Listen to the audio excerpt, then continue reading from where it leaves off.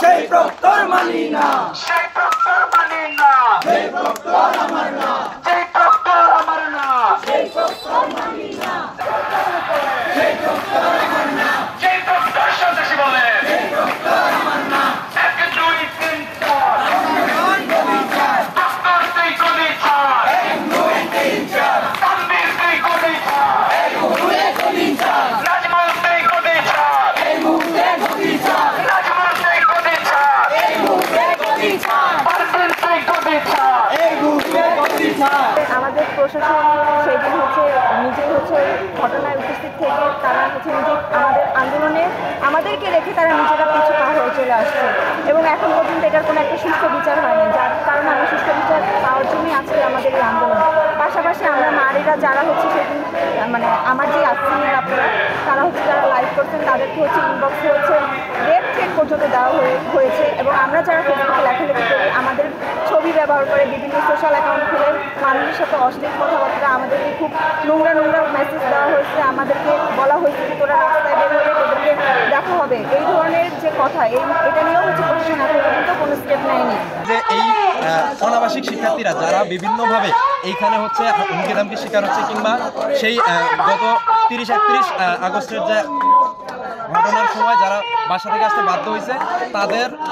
নিরাপত্তা নিশ্চিত করা এবং তাদের যে বাসা থেকে মালামাল নিয়ে আসার জন্য কার্যকর পদক্ষেপ গ্রহণের কথা বলছি। আমরা একই সাথে বলছি যে আজকে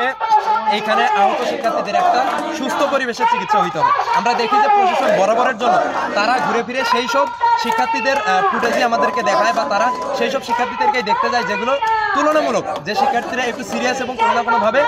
প্রাইভেট হসপিটালগুলোতে যারা চিকিৎসাধীন অবস্থায় আছেন, কিন্তু সরকারি হাসপাতালে আমাদের এই সিএমসিতে যে সকল শিক্ষার্থী খুবই অস্বাস্থ্যকর পরিবেশে আছেন এবং সবচাইতে বলা যায় যে অনাদরে অবহেলায় যারা চিকিৎসাধীন অবস্থায় আছেন আমরা তাদেরকে একটা সুস্থকর এবং নিশ্চিত চিকিৎসার কথা বলছি।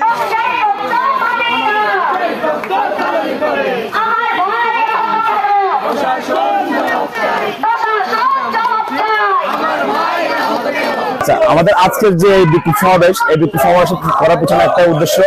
আমাদের যে বিগত সময়ে যে ন্যাক্কারজনক ঘটনাটি ঘটে গেছে আমাদের বিশ্ববিদ্যালয়ে, এই ঘটনাকে কেন্দ্র করে আমাদের বিশ্ববিদ্যালয় প্রশাসন তাদের নিজেদের ব্যাপক ব্যর্থতা থাকা সত্ত্বেও প্রতিনিয়ত নানা ধরনের ঘটনা করছে, নানা ধরনের কাহিনী করছে, নানা ধরনের নাটক করছে, এই বিষয়টাকে ভিন্ন খাতে প্রভাবিত করার চেষ্টা করছে। আমরা আজকে সমবেত হয়েছি আমাদের যে এই ঘটনার পরিপূর্ণ সুষ্ঠু তদন্ত করতে। ঘটনার পরে আমাদের যে বিপুল সংখ্যক শিক্ষার্থী আহত হয়েছে তারপরে এখনো ভয়টা কাটেনি, কারণ স্থানীয়রা বিভিন্নভাবে উস্কানি দিচ্ছে এবং সামাজিক যোগাযোগ মাধ্যমে একটা ভীতিকর অবস্থা তৈরি হয়েছে। মামলা হওয়ার পরে দেখা যাচ্ছে যে বিভিন্ন মহল থেকে আরও